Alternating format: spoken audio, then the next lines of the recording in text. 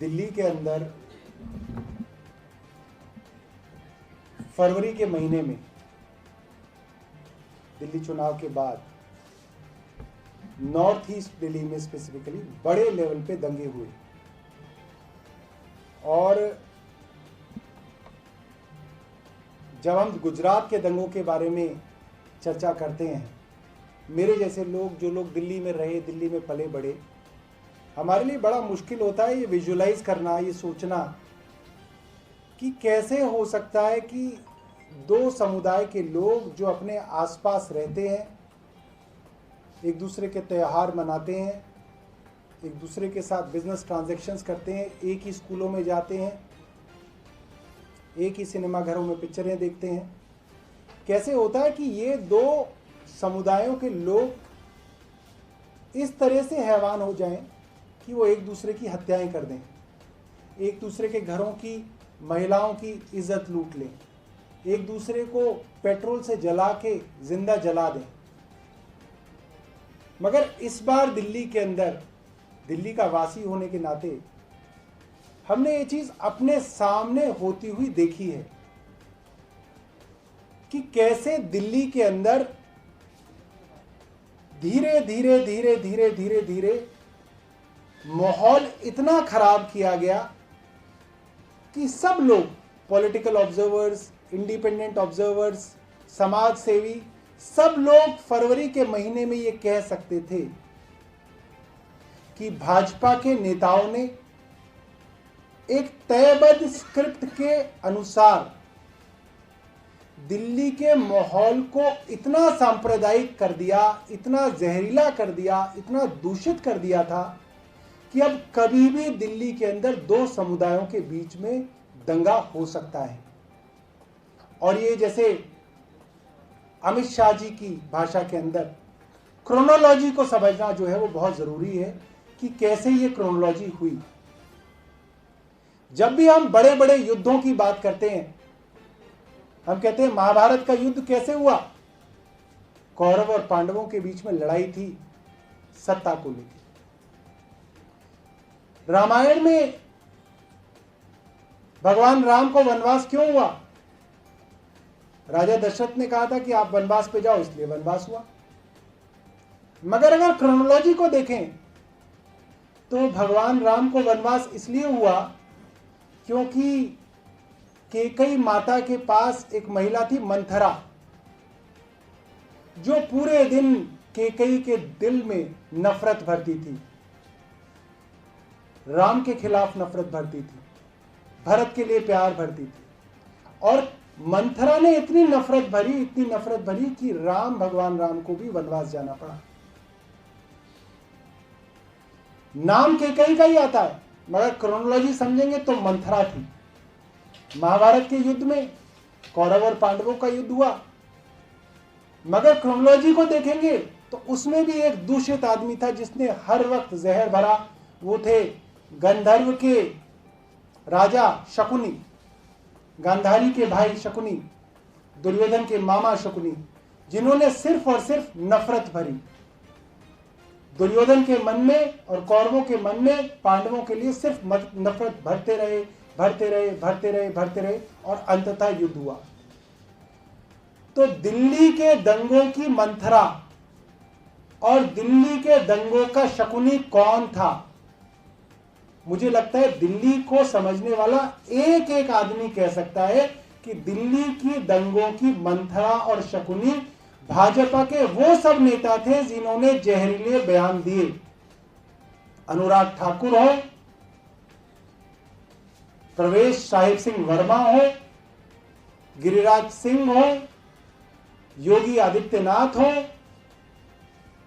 अमित शाह हो या कपिल मिश्रा हो, इन सब लोगों ने दिल्ली के अंदर सांप्रदायिक बयान दिए और एक संप्रदाय के अंदर दूसरे संप्रदाय के लिए नफरत भरी और खुल्लम खुल्ला भरी। खूब टीवी पे रिपोर्ट हुआ, खूब अखबारों में रिपोर्ट हुआ। और आज जब यह बात सामने आ रही है कि शाहीन बाग के ऊपर जो लोग बैठे थे, जो लोग प्रमुखता से शाहीन बाग के प्रोटेस्ट को चला रहे थे, वो भाजपा ज्वाइन कर रहे हैं, तो ये बात साफ हो जाती है, ये साफ हो जाती है कि इन्हीं के लोग इस तरफ हिंदुओं को भड़का रहे थे और इन्हीं के लोग उस तरफ शाहीन बाग में मुसलमानों को भड़का रहे थे। और दंगा कराने के अंदर इन लोगों की और भाजपा की प्रमुख जिम्मेदारी है। हम ये मांग करते हैं, ये सब लोग प्रमुख नेता जिन्होंने भाजपा को ज्वाइन किया है, बताया जाता है कि करीब 50 बड़े बड़े नेताओं ने, शाहीन बाग के प्रोटेस्ट के नेताओं ने जो भाजपा को ज्वाइनिंग करी है, उन सब की जांच होनी चाहिए। वे पिछले 3 महीने से किन किन भाजपा के नेताओं के संपर्क में थे, भाजपा के नेताओं से उनको क्या डायरेक्शंस मिलती थी और शाहीन बाग का प्रोटेस्ट कराने में और उसको जारी रखने में उनकी क्या भूमिकाएं थी। एक बात और मैं करके अपनी बात खत्म करता हूं। दिल्ली के अंदर जब शाहीन बाग का प्रोटेस्ट चल रहा था तो एक वक्त ऐसा आया, चुनाव भाजपा हार चुकी थी, शाहीन बाग का पूरा माहौल खड़ा करने के बाद भी हार चुकी थी, तो एक वक्त ऐसा आया कि 23 फरवरी को प्रो एंटी सीएए प्रोटेस्टर्स ने जाफराबाद मेट्रो स्टेशन के नीचे वाली सड़क के ऊपर धरना शुरू किया।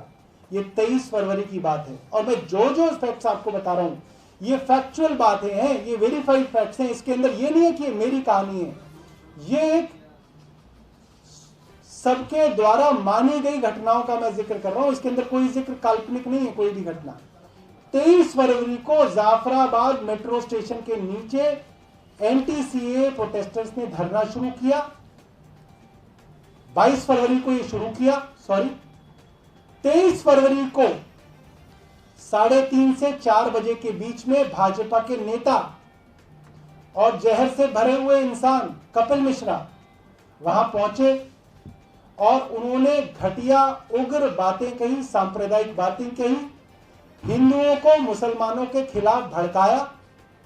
ये बातें डीसीपी पुलिस के सामने कही गई, वीडियो पे रिकॉर्ड पे है, और धमकी दी कि अगर ये खाली नहीं हुआ तो इसके बाद वो इसको अपने हाथों में लेंगे।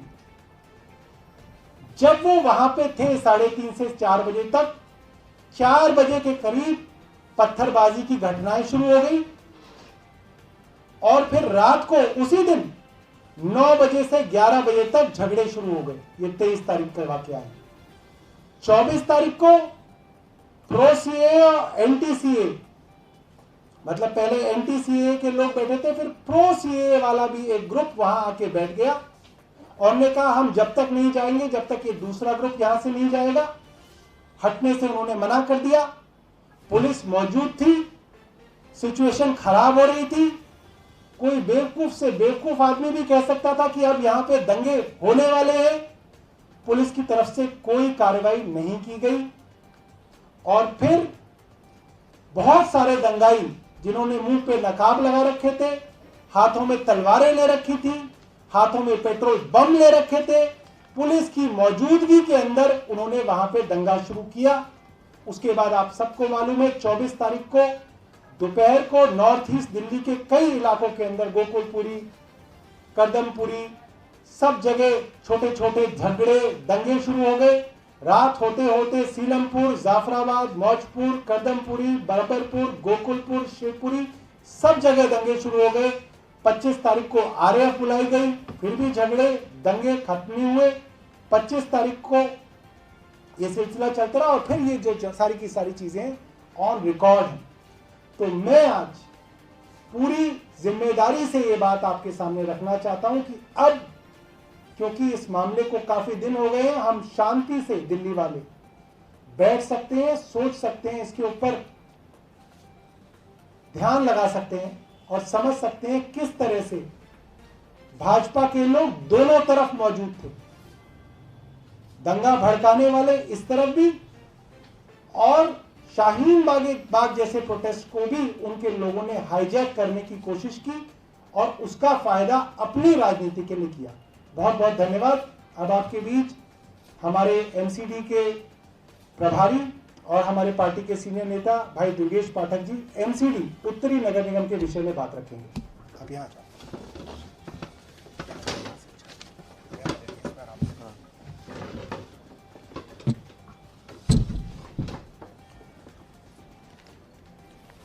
धन्यवाद सौरभ भाई।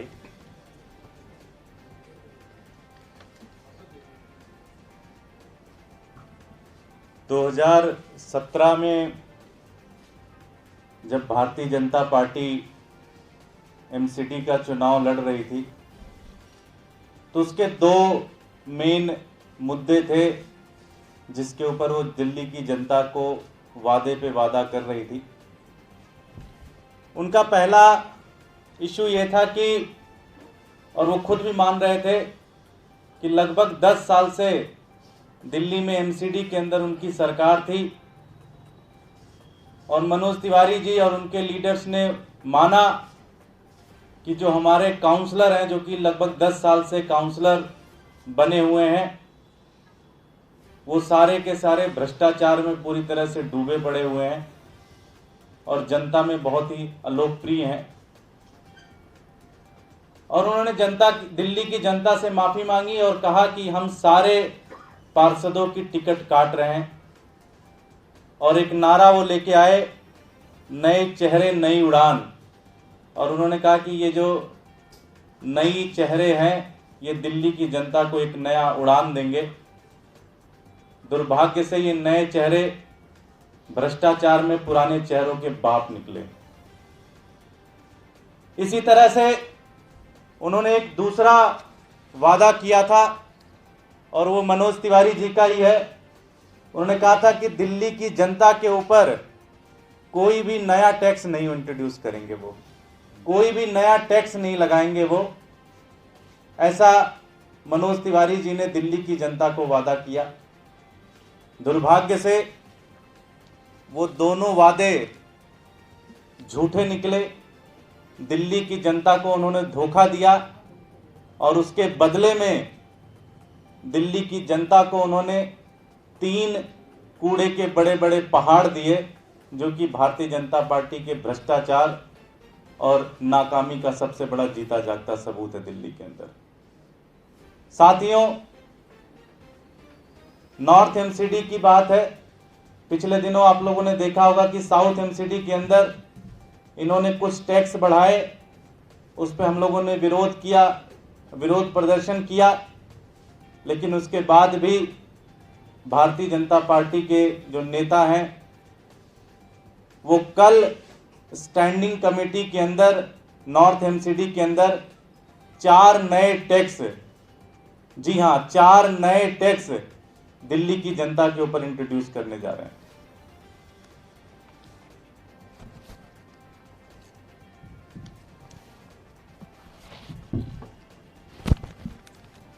सबसे पहला टैक्स है प्रोफेशनल टैक्स, जो कि आज तक कभी भी लगता नहीं था। अब दिल्ली के अंदर जितने भी नॉर्थ एमसीडी के अंदर जितने भी प्रोफेशनल हैं, इंजीनियर हैं, आर्किटेक्ट हैं, लॉयर हैं, डॉक्टर हैं, वकील हैं, इन सब लोगों को प्रति माह लगभग 200 रुपए इन करप्ट भारतीय जनता पार्टी, भ्रष्ट भारतीय जनता पार्टी के नेताओं को देना पड़ेगा। पहला टैक्स उन्होंने बढ़ाया।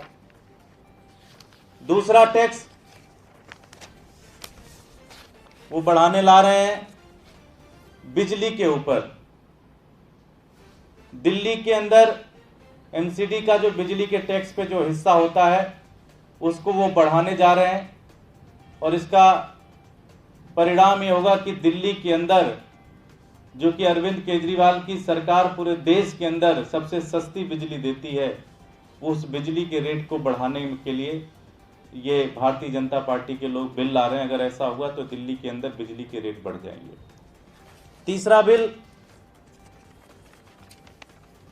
जो कि सबसे खतरनाक है, हाउस टैक्स के ऊपर लेके आ रहे हैं। दिल्ली के अंदर नॉर्थ एमसीडी के अंदर अगर ये बिल पास हो गया तो सभी लोगों को 34% ज्यादा हाउस टैक्स देने पड़ेंगे। 34% ज्यादा हाउस टैक्स देने पड़ेंगे। ये तीसरा प्रस्ताव ये लेके आ रहे हैं। और इनका चौथा प्रस्ताव है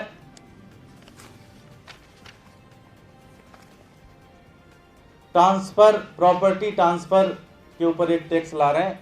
जिसके तहत अगर आप दिल्ली के अंदर मेरे जैसे, सौरभ भाई जैसे लोग, विकास भाई जैसे लोग, जो यंग लोग हैं, ज़मीन लेना चाहते हैं, घर बनाना चाहते हैं, तो उनको उसके ऊपर एक्स्ट्रा टैक्स देना पड़ेगा, जिससे दिल्ली के अंदर ज़मीन खरीदना और महंगा हो जाएगा, प्रॉपर्टी खरीदना और महंगा हो जाएगा। ये 4 नए tax Bharatiya Janata party north MCD के अंदर दिल्ली की जनता के ऊपर, ये 4 टैक्स कल वो स्टैंडिंग कमेटी के अंदर लेके आ रही है। जबकि उन्होंने वादा किया था कि वो दिल्ली की जनता के ऊपर एक भी नया टैक्स नहीं लेके आएंगे। तो दिल्ली की जनता को भारतीय जनता पार्टी का इससे ज्यादा बड़ा धोखा नहीं हो सकता।